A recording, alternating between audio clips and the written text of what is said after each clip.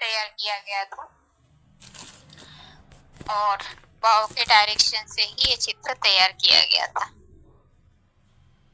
तो बाबा ने मुरली में जो कहा है कि बाप के डायरेक्शन से ये चित्र आदि बनाए जाते हैं, बाबा दिव्य दृष्टि से चित्र बनवाते थे। कोई तो चित्र अपने बुद्धि से भी बनवाते रहते हैं।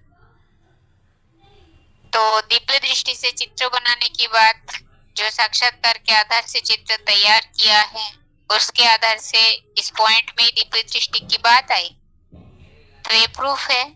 और कोई तो चित्र अपने बुद्धि से भी बनवाते रहते हैं, तो अपने बुद्धि योग के आधार से बनाने की बात, बुद्धि से भी बनाने की बात जो है, वो तो प्राइमरी नॉलेज में ढेर के ढेर चित्र बने हुए हैं।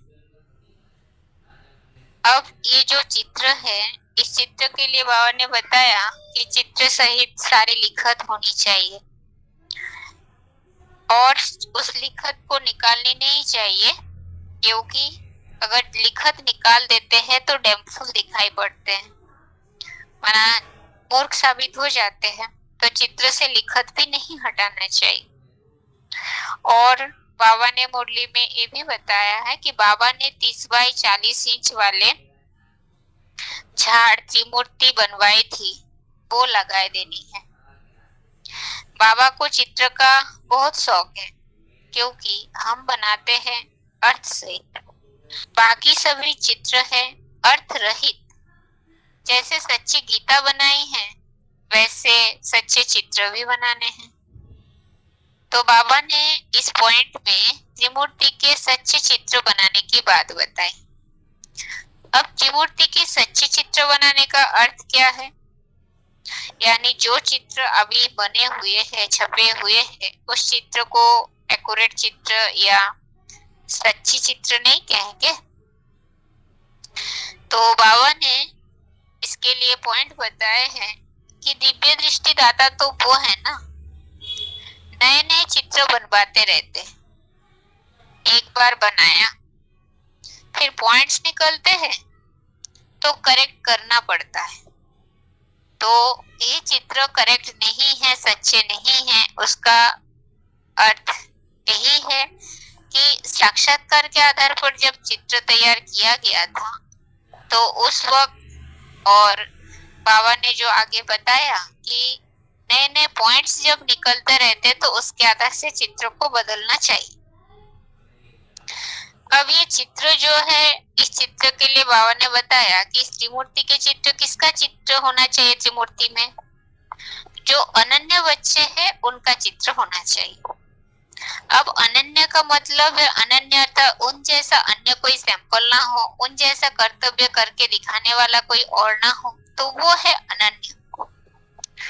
अब वो प्रैक्टिकल में 3 मूर्तियां कौन कौन है? क्या यहाँ चित्र में जो छपे हुए हैं उन्हें कहेंगे? नहीं कह सकते, क्योंकि बाबा ने मुरली में ही कह दिया है कि आर्टिफिशियल कहाँ तक चलेगा। त्रिमूर्ति को हम छिपा नहीं सकते। अब आर्टिफिशियल की बात बताई बाबा ने, यानी जो प्रैक्टिकल में पाठ बजाने वाले व्यक्तित्व तो है वो चाहिए, आर्टिफिशियल चित्र तो नहीं चलेगा। और बाबा ने स्पष्ट स्थिति बताया कि त्रिमूर्ति को हम छुपा नहीं सकते, यानी 3 मूर्तियां प्रैक्टिकल में है, जो पाठ प्रैक्टिकल में वो आत्माएं पाठ बजा रहे हैं, तो उनके कर्तव्य को, उनके पाठ को हम छिपा नहीं सकते। अब आगे है, बाबा ने ये भी मुरली में बताया कि त्रिमूर्ति दिखाने बिगर समझाना भी मुश्किल है। तो त्रिमूर्ति दिखाने बिगर समझाना भी मुश्किल है। अब दिखाने बिगर समझाना, यानी प्रैक्टिकल में जो चैतन्य में पाठ बजाने वाली आत्माएं हैं, तो उन आत्माओं को दिखाए बिगर समझाना मुश्किल है। तो जब प्रैक्टिकल में होंगे तो देखने मात्र से ही लोग समझ जाएंगे। अब बाबा ने बताया है कि इस त्रिमूर्ति के चित्र को चेंज करना ही है। जैसे मुरली में कहा, जो भी बड़े बड़े चित्र है, सभी जब करेक्शन होगी, बिगर करेक्शन के नहीं जाएगा, वो चेंज करना होगा लिखत में, या तो डिस्ट्रॉय कर देना पड़ेगा। तो बाबा ने स्पष्ट रीति बताया है कि जो प्रैक्टिकल में 3 मूर्तियां पाठ बजाने वाले हैं तो उनका ही चित्र रखना है। अब अगर नहीं, जब लोगों के बुद्धि में चैतन्य पाठधारी बैठ जाए तो फिर ये जड़ चित्र की तो कोई आवश्यकता ही नहीं होगी। तो बाबा ने बताया अगर चेंज नहीं करेंगे तो फिर उसको लिखत बदलना मना चेंज करना होगा लिखत में, या तो फिर उस चित्र को ही डिस्ट्रॉय कर देना पड़ेगा। तो बाबा ने मुरली में बताया कि त्रिमूर्ति का चित्र जो है वो यथार्थ रीति है नहीं, यह तो सब अर्थ रहित चित्र है। अब इस त्रिमूर्ति को तो बाबा ने रिजेक्ट किया, माना साक्षात्कार के आधार पे तैयार किया गया था, परंतु जब नए नए चित्र निकालते हैं तो उसके आधार से फिर चित्र में बदलाव करना पड़ता है। तो बाबा ने ये बताया कि वो चित्र जो 60-61 में साक्षात्कार के आधार पे तैयार किया गया था, उस समय के चित्र एक्यूरेट चित्र या यथार्थ चित्र नहीं कहेंगे। अब 3 मूर्तियां हैं तो जरूर 3 मूर्तियां प्रैक्टिकल में होना चाहिए, क्योंकि चित्र में देखेंगे विष्णु और शंकर जो है वो भक्ति मार्ग के है, ब्रह्मा जो है वो कोई व्यक्तित्व को दिखाया गया दादा लेखराज जी को, तो उनका भी अभी वर्तमान में अपना शरीर नहीं है। तो ये जो 3 मूर्तियां हैं फिर प्रैक्टिकल में कौन है, क्योंकि बाबा ने मुरली में कहा है कि ब्रह्मा विष्णु शंकर को भी अपना शरीर है।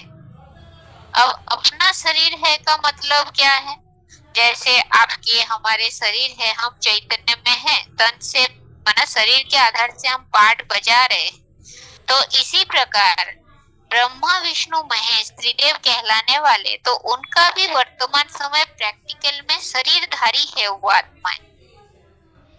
अब यहाँ त्रिमूर्ति के चित्र में शिव सदाशिव ज्योति को ऊपर दिखाया गया और उसके नीचे 3 मूर्तियों को दिखाई गई। तो वो जो सदाशिव ज्योति है उसके लिए तो बाबा ने मुरली में ही कहा है कि आत्मा को सुप्रीम तब कहा जाए जब जन्म मरण रहित हो। तो जन्म मरण चक्र से रहित आत्मा जो है वो तो परमपिता परमात्मा शिव है, वो तो त्रिगुण रहित है।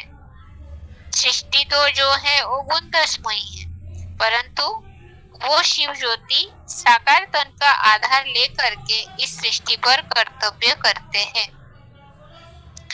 अब शिव बाप आते कब है, पुरुषोत्तम संगम युग में। अब पुरुषोत्तम संगम युग में इस सृष्टि पर आकर के कर्तव्य करते हैं। अब सदाशिव ज्योति आएंगे तो क्या त्रिदेव के द्वारा ही कर्तव्य करेंगे? तो बाबा ने मुरली में इसके लिए बताया है कि बाबा का यह रथ है परमानेंट, या मैं एक ही बार एक ही तन में आता हूँ। अब यहाँ तो 3 मूर्तियां हैं, अब किसमें प्रवेश करते हैं बाप के रूप में? तो बाबा ने मुरली में कहा है कि बाप कहते हैं तुम मेरे को जानने से मेरे द्वारा सब कुछ जान जावेंगे।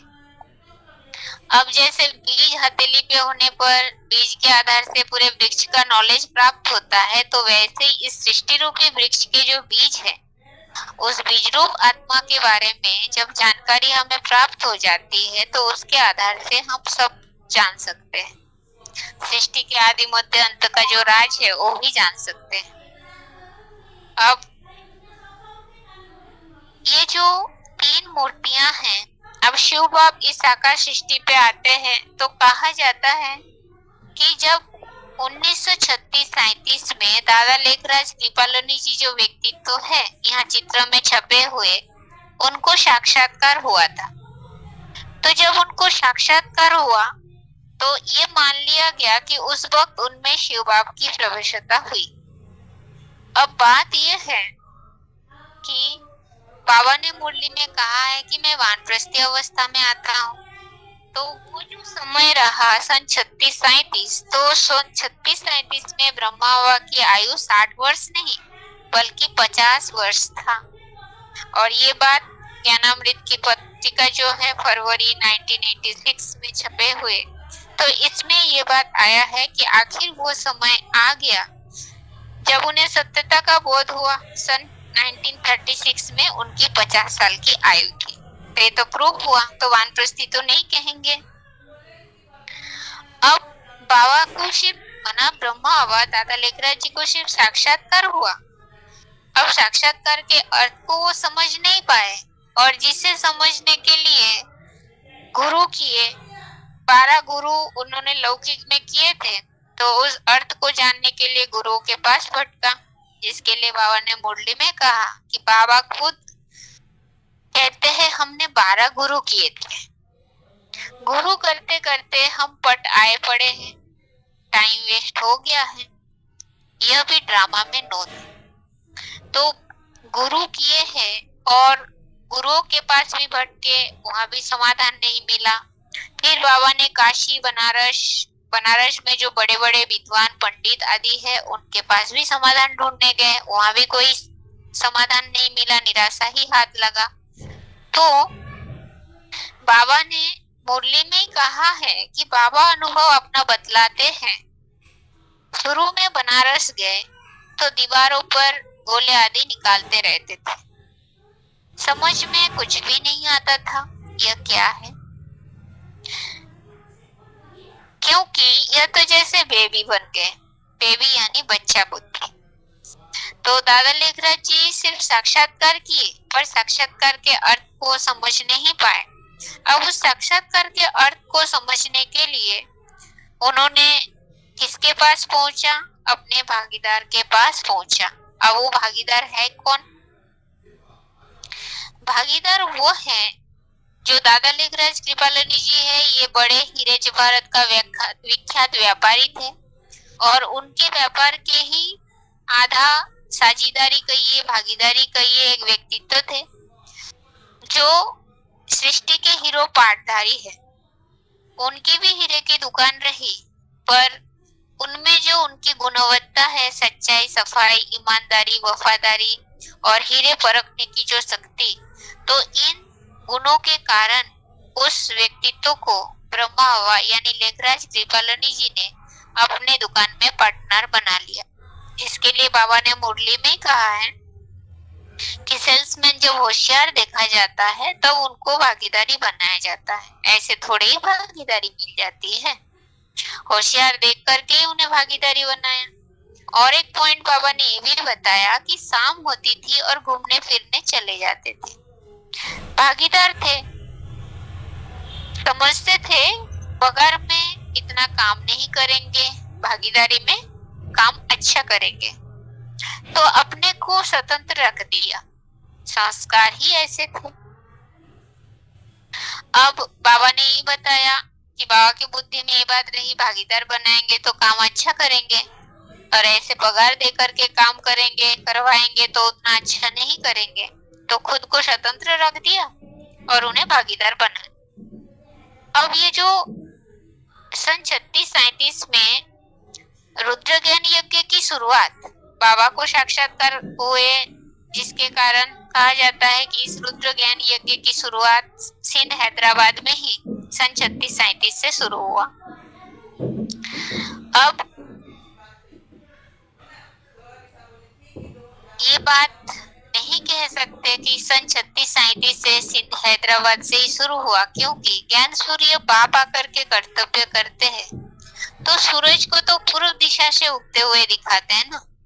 तो फिर सन 36-37 में सिंध हैदराबाद में सत्संग शुरू होने से पहले ही कलकत्ते में छोटे रूप में उस कार्य का फाउंडेशन पड़ जाता है, जिसके लिए बाबा ने ऐसे तो जो मुकर्रर अध्यारी आत्मा है, वो जो भागीदार वाली आत्मा, वो रहने वाला ही था कलकत्ते का, जिसके लिए बाबा ने मुरली में ही बता दिया कि साकार तन को ढूंढा भी यहाँ से ही है। यहाँ से ही है मना, कहाँ से ढूंढा? सिंध हैदराबाद से नहीं, कलकत्ते की बात है। बंगाल बिहार जो उनसे बात करते हुए बाप दादा ने ये बात बताया। और बाबा ने मुरली में बताया कि बच्चे यह भी समझते हैं कि शिव बाबा ने कलकत्ते में जन्म लिया, ऐसे ही कहेंगे वहां से ही शुरू हुआ। कोई के सामने बैठने से ध्यान में चले जाते थे, यह शुरू कलकत्ते से हुआ। तो शिव का री इनकारनेशन जैसे कलकत्ते में हुआ। अब ये जो कलकत्ते में शिव बाबा की अवतरण हुई, तो जब साक्षात्कार के मना ये जो इस महावाक्य से ये बात साबित हो जाती है कि शिव बाबा उस मुकर्रर रथ में प्रवेश करते हैं, तो यज्ञ के आदि में ही इन 3 मूर्तियों की मौजूदगी होनी चाहिए, क्योंकि बाबा ने मुरली में बताया ना कि मैं जब आता हूँ तो अकेला नहीं आता हूँ, 3 मूर्तियों के साथ आता हूँ। तो 3 मूर्तियों के साथ उनकी प्रत्यक्षता रूपी जन्म होता है।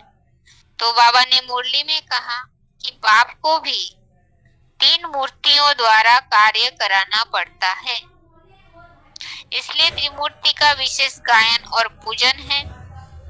त्रिमूर्ति शिव कहते हो, एक बाप के 3 विशेष कार्य करता है, जिन द्वारा विश्व का कार्य कराते हैं।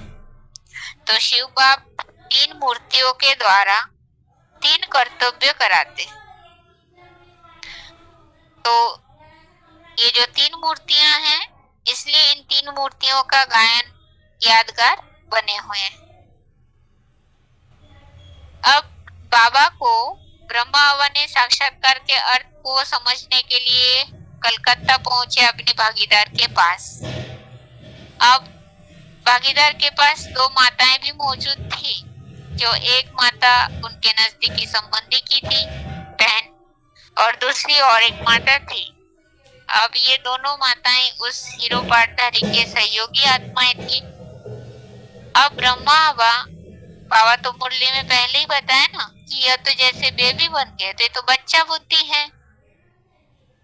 तो साक्षात्कार के अर्थ को जानने के लिए सीधा बाप से कनेक्शन जोड़ नहीं पाते, तो बीच में कोई माता निमित्त बनती है। तो माता वो है जो बोलने में सिद्धहस्त वाली होती है। 2 माताएं मौजूद थे, एक तो धारणा में सिद्धहस्त, प्रैक्टिकल में बात को जब तक नहीं समझते हैं, अपने में धारण नहीं करते हैं, तब तक औरों को नहीं सुनाते।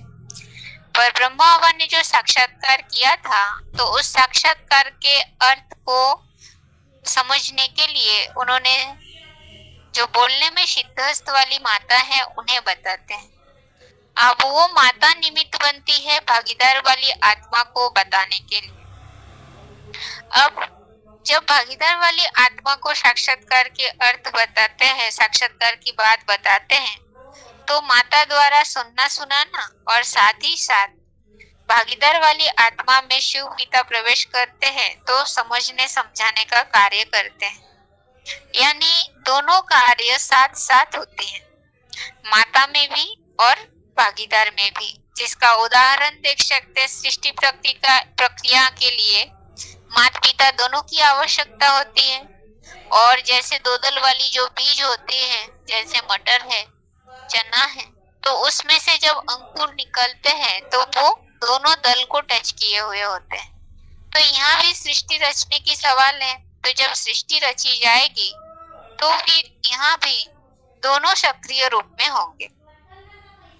अब जब ये साक्षात्कार की बात फिर माता समझ के फिर ब्रह्मा बाबा को बताते हैं साक्षात्कार के अर्थ, तो बाबा ने ये बताया है, ब्रह्मा को साक्षात्कार के अर्थ पता तो चलता है उस बड़ी माता के द्वारा, बोलने में सिद्धहस्त वाली माता के द्वारा, परंतु संपूर्ण रूप से निश्चय विश्वास तब कहेंगे जब दूसरी माता जो बोलने में सिद्धहस्त नहीं, धारणा में सिद्धहस्त है, उनके द्वारा बताई जाती है।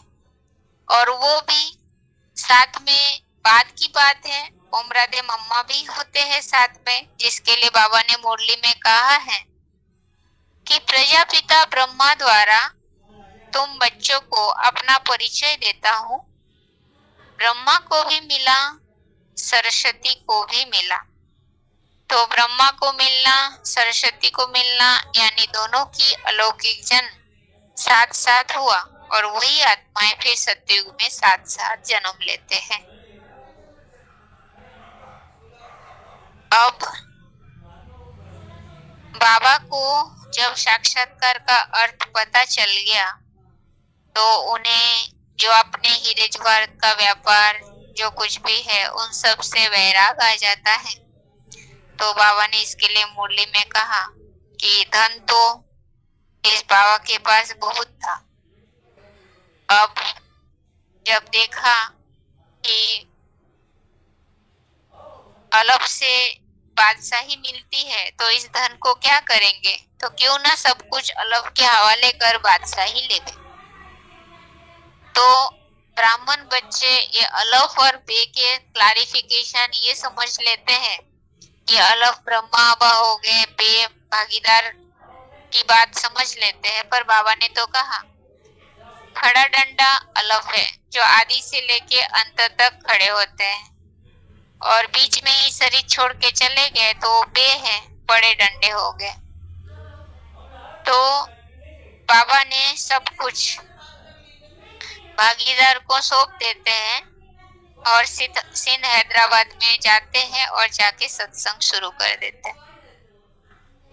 तो अब बाद में उस सत्संग में पीछे से भागीदार वाली आत्मा और जो दो माताएं हैं वो भी आते हैं। बाबा ने तो सारा जो भी धन संपत्ति थे सब कुछ भागीदार को सौंप के आ जाते हैं। अब बाबा ने मुरली में इसके लिए बताया कि चैरिटी बिगिंस एट होम, यह कायदा है। पहले मित्र संबंधी बिरादरी आदि वाले ही आवेंगे, पीछे पब्लिक आती है। शुरू में हुआ भी ऐसे। तो उस सत्संग में फिर घर के सदस्य इकट्ठे होते हैं, फिर उसके बाद पीछे पब्लिक भी आते हैं, यानी कन्या माता ढेर के ढेर फिर उस सत्संग में आने लगते हैं। अब प्रजापिता यानी जो भागीदार वाली आत्मा थे तो उस तन में शिव बाप प्रवेश करते हैं, और प्रवेश करके कर्तव्य क्या करते हैं, मनुष्य रचित जो गीता है उस गीता को पढ़ के सुनाते हैं। अब बाबा ने वो जो भागीदार वाली आत्मा उस तन के द्वारा शिव पिता ने जो वाणी चलाई, तो बाबा ने बताया वो वाणी बड़ी स्ट्रिक्ट थी, जिसके कारण उसे प्यू की वाणी कहा गया। प्यू की वाणी अर्थात पिता की वाणी। अब प्यू के लिए ब्राह्मण आत्माएं ये समझ लेते हैं कि प्यू कौन, सिंधी में पिता को प्यू कहा जाता है, तो फिर प्यू ब्रह्मा आवा हो गए। पर बाबा ने स्पष्ट रीति मुरली में बताया प्यू भी कौन, प्रजापिता ब्रह्मा और शिव, बस इनसे जास्ती अथॉरिटी तो कोई है नहीं। कोई है बच्चे नहीं, वो आत्माओं का पिता और वो शरीरों का बड़े से बड़ा पिता। अब ये जो आत्माओं का पिता और शरीरों का बड़े से बड़ा पिता बताया, तो आत्माओं के पिता तो शिव ज्योति है और शरीरों का पिता तो साकार तन। अब ब्राह्मण आत्माएं यहाँ जो बाबा ने मुरली में प्रजापिता ब्रह्मा और शिव बताया, तो ब्रह्मा बाबा को ही ब्राह्मण आत्माएं प्रजापिता ब्रह्मा मान लेते हैं, तो उन्हें ही प्यू साबित करने वाले होते हैं, करते हैं। तो जिसके लिए बाबा ने स्पष्ट रीति मुरली में ही बता दिया कि उनका अंतिम जन्म लेखराज है, वो तो प्रजापिता बन नहीं सकता। तो स्पष्ट रीति बताया कि जो लेखराज नाम के व्यक्तित्व है वो प्रजापिता नहीं हो सकते। अब बाबा ने बताया तो जवाहरी था, यह कैसे प्रजापिता हो सकता। अब वो जो प्रजापिता वाली आत्मा अंतिम जन्म में उस तन के द्वारा शिव पिता कर्तव्य करते हैं, तो वो जो रुद्र रूप में पाठ बजाते हैं, तो यज्ञ तो स्थापना हुई, पर यज्ञ स्थापना के साथ साथ यज्ञ कुंड से विनाश वाला भी प्रचलित हो जाते हैं।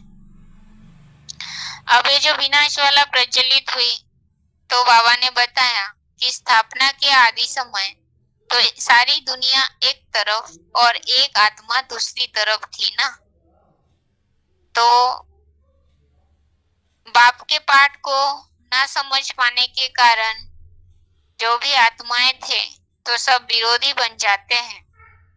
तो 42 आते आते उस भागीदार वाली आत्मा का देहांत हो जाता है। बाबा ने जो मुरली में बताया कि लाश भी गुम कर देते हैं, तो विरोधी बन जाते हैं, तो उनका लाश भी गुम हो जाता है।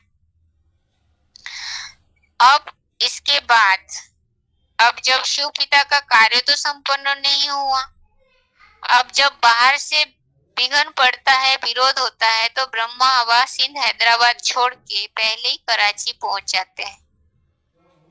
अब जब कराची में गए तो पीछे से धीरे धीरे ये दो माताएं भी बाबा के पास मौजूद होते हैं, जिसके लिए बाबा ने मुरली में कहा कि बाबा के पास दो माताएं आई थी, बड़ी फर्स्ट क्लास थी।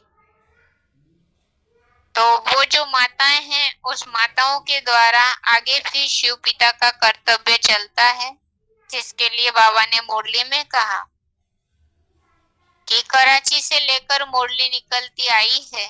पहले बाबा मुरली नहीं चलाते थे, रात को 2 बजे उठकर 10-15 पेज लिखवाते थे और बाप लिखवाते थे और उसकी कापियां निकलवाते थे। तो इसके अलावा बाबा ने मुरली में ये भी बताया, शुरू में कराची में रात को 2 बजे हम वाणी लिखते थे। अब ब्रह्मा हवा लिखने का कर्तव्य किया और माताओं के द्वारा शिव बाप ने लिखाने का कर्तव्य कराया।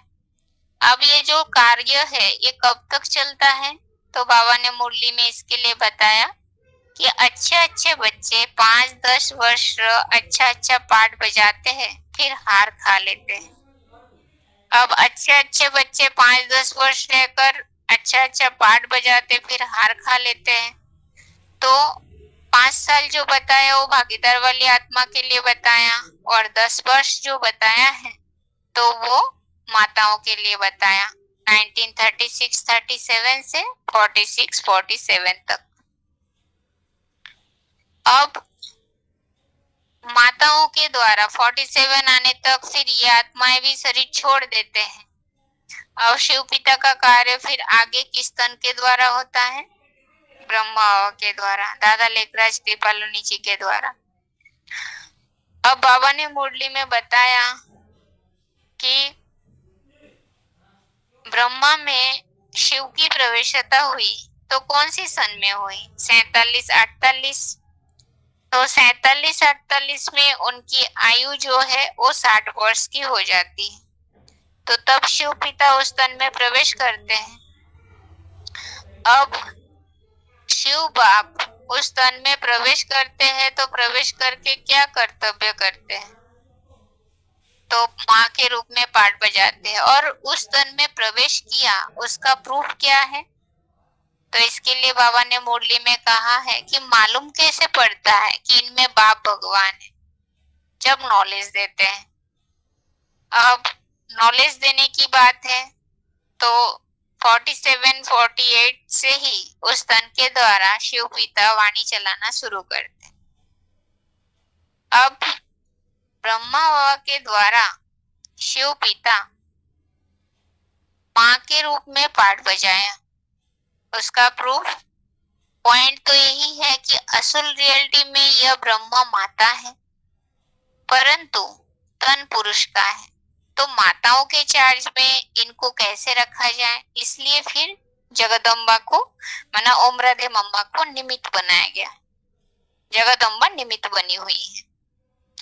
अब बाबा ने माँ का पाठ बजाया इस तन के द्वारा, उसका प्रूफ यही देखने के लिए मिलता है, कोई भी आत्माएं जो ब्रह्मा हवा से मिले हैं वो आत्माएं अपना अनुभव इस प्रकार सुनाती हैं, जो बाबा ने कहा कि पच्छड़ मार जैसे आत्माएं भी अगर आते हैं और बाबा से मिलते हैं तो वो अपना अनुभव यही बताते हैं कि बाबा ने जितना हमें स्नेह प्यार दिया है, इतना प्यार किसी औरों ने नहीं दिया। बाबा ने कभी किसी बच्चों के प्रति टेढ़ी आंख करके नजर उठा के भी नहीं देखा। तो ये तो प्यार की प्रतिमूर्ति, प्यार के पाठ शिव पिता ने उस तन के द्वारा बजाया। तो ये माँ के रूप में पाठ बजाए उसका प्रूफ है। और माता जो होते हो तो ममतामयी होते, मोहमयी होते, बच्चों को बच्चे कैसा भी हो सबको समान रीति से प्यार करते। अब ये जो शिव पिता इस तन के द्वारा माँ के रूप में पाठ बजाया, तो एक मतलब एक बार की स्मृति एक बार मिले हैं तो उस स्मृति को सदा काल के लिए स्थायी बनाया जा सकता। अब ब्रह्मा बाबा के द्वारा शिव पिता ने माँ का पाठ बजाया, पर उन्हें टाइटल मिला था प्रजापिता का। तो कारण क्या है, टाइटल क्यों प्रजापिता का मिल गया था?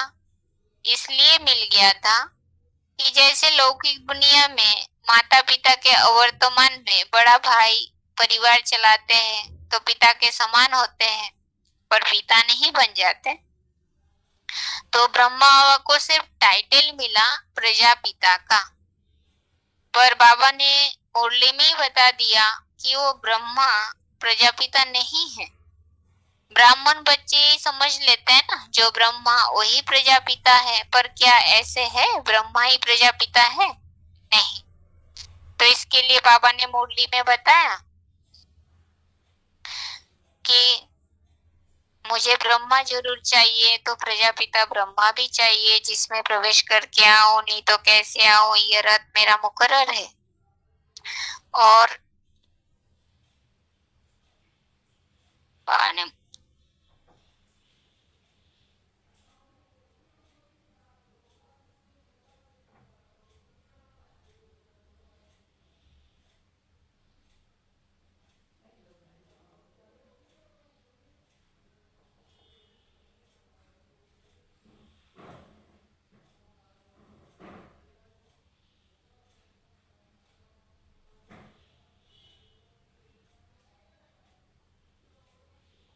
बाबा ने मुरली में ये भी बताया कि शिव बाबा प्रजापिता ब्रह्मा द्वारा ब्रह्मा कुमार कुमारियों को वर्षा देते हैं। ब्रह्मा द्वारा शिव बाबा ब्राह्मण कुल की रचना रचते हैं। तो यहाँ पर दोनों कर्तव्य अलग अलग है। ब्रह्मा के द्वारा ब्राह्मण कुल की रचना रचने का कर्तव्य और प्रजापिता ब्रह्मा के द्वारा ब्राह्मण आत्माओं को वर्षा देने का कर्तव्य। तो दोनों का कर्तव्य अलग अलग है। तो इससे साबित होता है कि ब्रह्मा अलग और प्रजापिता ब्रह्मा अलग है। अब ये जो यज्ञ का कार्यभार माताओं के बाद फिर ब्रह्मा के द्वारा चलता रहा, तो यज्ञ में ही वो 300-400 कन्या माताओं के बीच ओम राधे मम्मा को निमित्त बनाया गया था माता कन्याओं की देखरेख के लिए, क्योंकि पुरुष तन कन्या माताओं की दुख दर्द को समझ नहीं सकते। अब ब्रह्मा बाबा के द्वारा माँ का पाठ चला, पर जब तक मम्मा जीवित रहे तब तक यज्ञ बड़े आसानी से चलता रहा, क्योंकि कोई भी समस्या होती थी तो मम्मा स्वयं से ही समाधान कर लेती थी, बाबा तक पहुंचने नहीं देती थी। अब मम्मा 1965 24 जून को जब शरीर छोड़ देती हैं, तो उनके जाने के बाद फिर यज्ञ के अंदर जो भी आसुरी बच्चे थे तो वो सब बाबा के ऊपर हावी होने लगते हैं।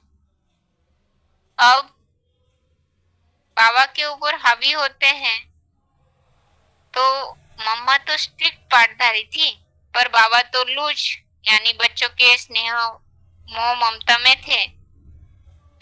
अब बाबा ने कोई भी मुरली में तो ये बताया ही नहीं है कि रजिस्ट्रेशन करवाना है ईश्वरीय प्रॉपर्टी।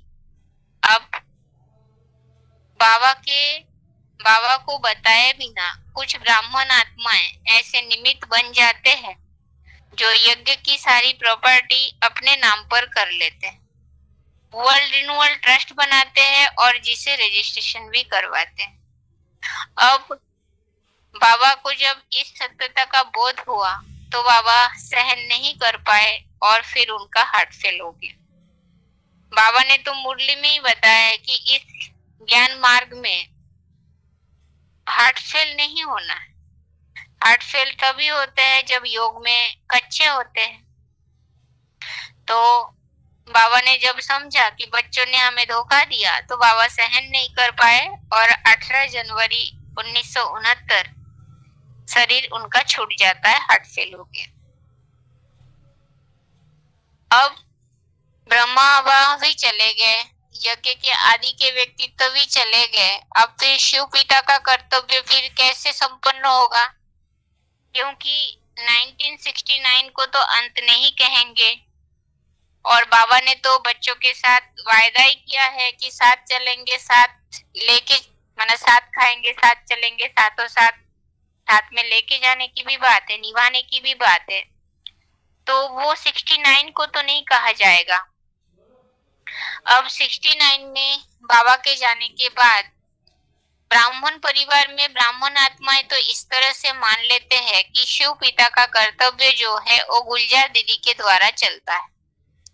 अब ये तो हम जानते ही हैं कि गुलजार दीदी में शिव पिता का कार्य नहीं बल्कि ब्रह्मा बाबा का कार्य हुआ, क्योंकि एक ही बात है, बाबा ने मुरली में कहा है कि पवित्र कन्या के तन में आओ परंतु कायदा नहीं है। और दूसरी बात बाबा ने कहा जिसमें आता उनका नाम ब्रह्मा रखना पड़े, तो गुलजार दीदी को तो कभी कोई ब्रह्मा नहीं बोलते। तो इन बातों से साबित होता है कि शिव पिता गुलजार दीदी में नहीं आते।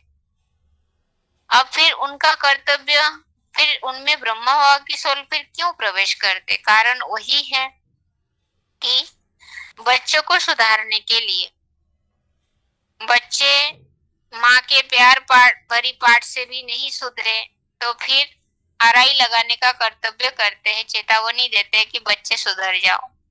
अब वही पिता जब बच्चे सुधरते नहीं है तो प्यार देने वाले पिता ही फिर मार लगाने वाले धर्मराज का रूप धारण कर लेते हैं, जिसके लिए बाबा ने मुरली में ही कहा है कि अभी थोड़े समय के अंदर धर्मराज का रूप प्रत्यक्ष अनुभव करेंगे, क्योंकि अब अंतिम समय है।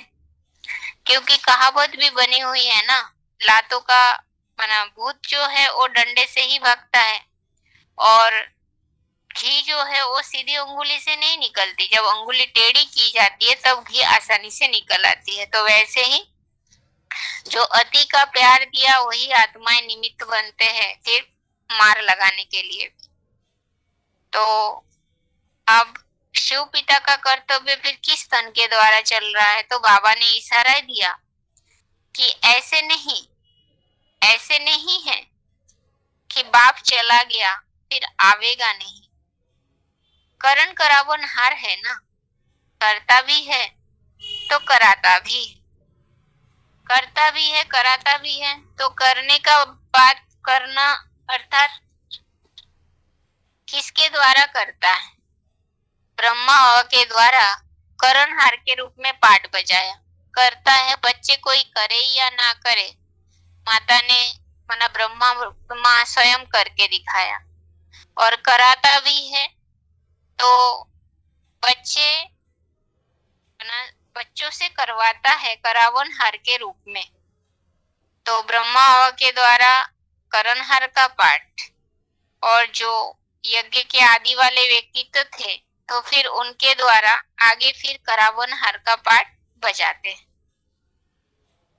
अब ये जो मुकर्र रथ वाली आत्मा या राम वाली आत्मा है तो उनके लिए तो यही कहा जाता है कि यज्ञ के आदि में वो फेल हो गए। अब क्या प्रैक्टिकल में सचमुच राम फेल हो गया था? अब बाबा ने मुरली में कहा है कि रामचंद्र भी राजयोग सीखता था, सीखते सीखते फेल हो गया, इसलिए उनका क्षत्रिय नाम पड़ा। अब सोचने की बात यही है, जो सृष्टि के हीरो पाठधारी है तो क्या उनका पाठ समाप्त 1942 में ही कहेंगे? अब ऐसी बात है नहीं। बाबा ने तो मुरली में स्पष्ट बताया है कि ब्राह्मणों का किया हुआ पुरुषार्थ व्यर्थ नहीं जाता, वो दोबारा जन्म लेकर के आएंगे और ज्ञान के संस्कार होने के कारण उन्हें तो उस नॉलेज को स्वीकार फिर से करना है।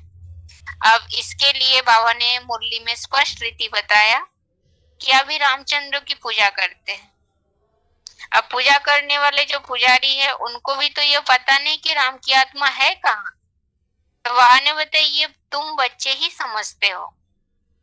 कि राम की आत्मा पुनर्जन्म कहाँ लिए है। अब कहा यह जाता है कि इम्तिहान में नापास हुआ, परंतु कोई ना कोई रूप में तो होंगे ना जरूर। यानी वो आदि में फेल हो गया, पर फिर से वो दोबारा जन्म लेकर के आते हैं और फिर पाठ बजाते हैं। अब बाबा ने स्पष्ट रीति बताया कि कोई ना कोई रूप में होंगे तो जरूर ना, यहाँ ही पुरुषार्थ करते रहते हैं। अब यहाँ ही पुरुषार्थ करने का मतलब इस साकार सृष्टि में रह करके उन्हें पुरुषार्थ करना है। और कारण क्या है, यहाँ ही पुरुषार्थ करते रहते हैं। आगे बाबा ने बताया कि इतना नाम बाला जो है राम का, सो जरूर आवेंगे, उनको नॉलेज लेनी पड़ेगी। अभी कुछ भी मालूम नहीं पड़ता है, तो उनका नाम वाला होने के कारण नहीं पता चल, मैंने नहीं कह सकते कि वो आदि में फेल हो गए तो दोबारा पाठ नहीं बजाएं। तो बाबा ने स्पष्ट रीति बताया, नाम वाला होने के कारण उसे दोबारा आना पड़ेगा, नॉलेज लेना पड़ेगा। पर ये वाणी जो है, ये कौन सी सन की वाणी है, 68 की वाणी है। तो उस वक्त वो पाठधारी सृष्टि रूपी रंगमंच पर मना अज्ञानी रूप में ही रहे, तो इसलिए बाबा ने स्पष्ट रीति बताया कि अभी कुछ भी मालूम नहीं पड़ता है। तो इस पॉइंट से साबित हुआ कि राम की आत्मा यज्ञ के आदि में ज्ञान न होने के कारण फेल हो गए, पर दोबारा फेल हो जाएगा ऐसी बात नहीं है। वो दोबारा आते हैं, पुरुषार्थ करते हैं और फिर आगे चले जाते हैं। और उन्हें ही कहा गया है मुकर्रर रथधारी आत्मा। अब ब्राह्मणों की दुनिया में ब्रह्मा को ही सब कुछ मान लिया जाता है, पर बाबा ने तो मुरली में कहा है कि एक है टेम्पोररी रथ और एक है मुकर्रर रथ।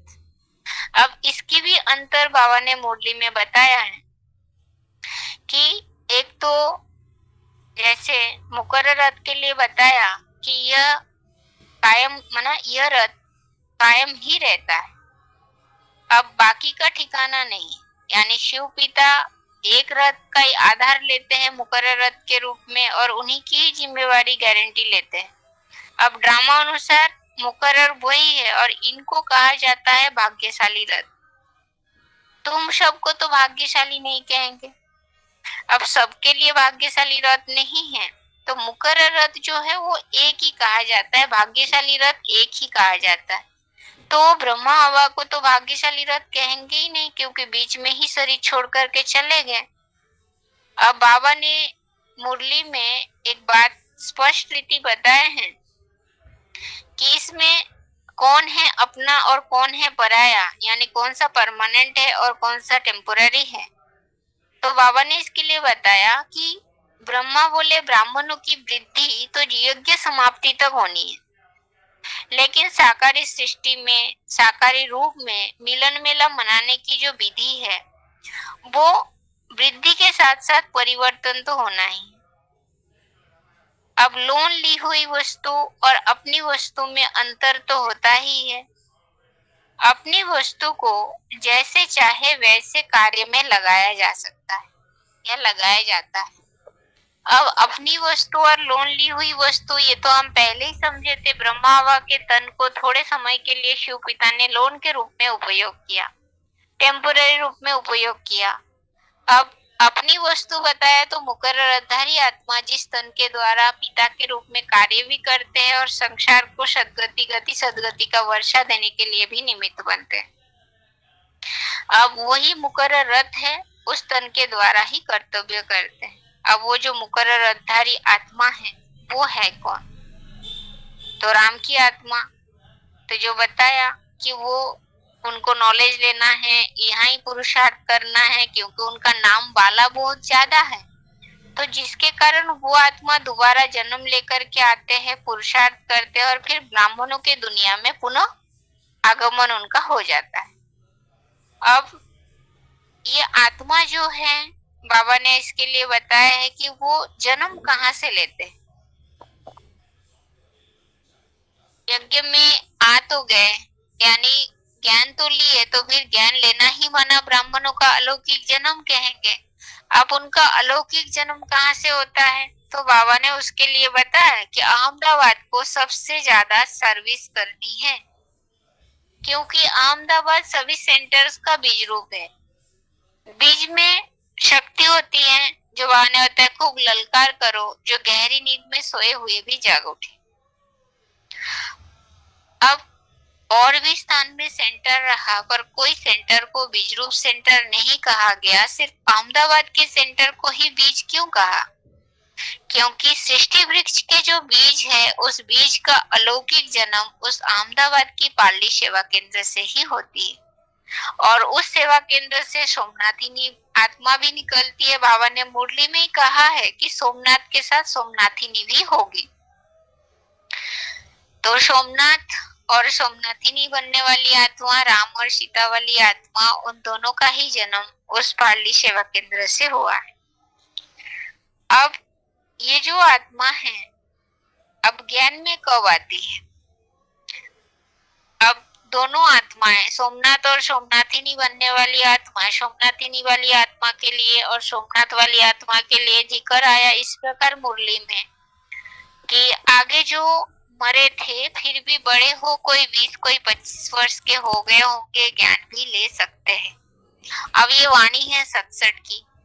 अब आगे जो मरे थे, पहले ही शरीर छोड़ चुके हैं, यानी ये पास्ट की बात है। अब मुरली में आगे पिछाड़ी इस तरह से बाबा मुरली में बोलते हैं, पिछाड़ी में ऐसे होगा। अब पिछाड़ी तो पीछे की बात, पर ये आगे और पीछे का मतलब यही है, आगे जो मरे थे यानी पहले ही जो शरीर छोड़ चुके हैं, तो वो सन 67-68 में आकर, सन 67 में आकर के कोई 20 साल के और कोई 25 साल के हो गए हैं। अब 20-25 साल और 67 तो पीछे की बात है, 67 से 20 साल पीछे जाए तो 47, 25 साल पीछे जाए तो 42 आता है। तो ये सोमनाथ और सोमनाथिनी बनने वाली जो आत्मा है, वो आत्माओं का जो लौकिक जन्म है, उस जन्म का उल्लेख इस प्रकार आया। अब ये जो आत्मा, राम वाली आत्मा अलौकिक जन्म लेकर के आते हैं, तो उनकी पुरुषार्थ इतनी तीव्र होती है कि वो 5 दिन के अंदर, 5-6 दिन के अंदर ही शिव पिता से मिलन मेला मना लेते। अब जिसका जिक्र बाप दादा ने बताया है कि यही दिन था पहला दिन, जो अव्यक्त रूप में बाप बच्चों से मिला था। अव्यक्त रूप का मिलन भी हुआ और अव्यक्त रूप में बाबा के नैनों में अव्यक्त मिलन का पहला दिवस था। अब ये अव्यक्त में मिलने की बात है, तो शिव पिता जो है वो तो सदा ही अव्यक्त है, देहवान रहित स्टेज है, तो जिससे मिलना है तो उनके समान बनना पड़ता है ना। तो मुकर्रर अद्धारी आत्मा 1969 में ज्ञान में आते हैं। अब 1969 के 30 नवंबर को ज्ञान में आए, बेसिक नॉलेज ग्रहण किया, और 5 दिसंबर 1969 यानी 5 दिन 6 दिन के अंदर ही वो आत्मा अपने को ज्योति बिंदु आत्मा समझकर भ्रुकुटी के बीच में खुद को स्थिराम करते हैं, जो थोड़े समय, कुछ सेकंड के लिए इस तरह से अव्यक्त आत्मा बन जाते हैं और फिर उस शिव पिता से मिलन मेला मना लेते हैं। तो इसलिए बाबा ने बताया कि यही दिन था पहला दिन, जो अव्यक्त रूप में बाप बच्चों से मिला था। अब बच्चे जो है थोड़े समय के लिए, कुछ सेकंड के लिए बाप समान बना और उस मुकर्रर अर्थात मुकर्रर अद्धारी आत्मा उस शिव पिता से मिलन मेला मना लेते। तो ये इसे ही असली स्मृति दिवस बताया गया। ब्राह्मणों की दुनिया में स्मृति दिवस वो मनाया जाता है कि 18 जनवरी जब ब्रह्मावा ने शरीर छोड़ा, पर असली स्मृति दिवस वो है जो अव्यक्त होकर के शिव पिता से मुकर्रर अद्धारी आत्मा मिलन मेला मनाते हैं। अब वही आत्मा इतने तीव्र पुरुषार्थ करते हैं जिसका गायन या जिक्र मुरली में ही लास्ट सो फर्स्ट के रूप में आया। अब ये लास्ट सो फर्स्ट के लिए कहा जाता है, जो भी लास्ट में आने वाली आत्माएं हैं उन आत्माओं को उमंग दिलाया जाता है कि आप लास्ट में आए, सब कुछ बना बनाया मिल रहा है, तो आप फास्ट जा सकते हैं। अब सोचने की बात यही है, क्या सचमुच लास्ट में आने वाले जो आत्माएं वो फर्स्ट चले जाएंगे? नहीं, ये उन आत्माओं के लिए कहा गया, राम और राम संप्रदाय जैसे आत्माएं जो यज्ञ के आदि में थे, शरीर छोड़कर चले गए, फिर से दोबारा ब्राह्मणत्व के संस्कार लेकर के आते हैं, तो पिछले जन्म के पुरुषार्थ इस जन्म में ऐड हो जाते हैं, तो फिर वो आत्मा फर्स्ट चले जाते हैं।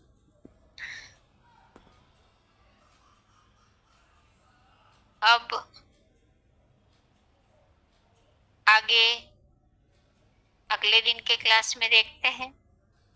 आज तो समय हो गया है, आज के लिए यहाँ तक ही। ओम शांति।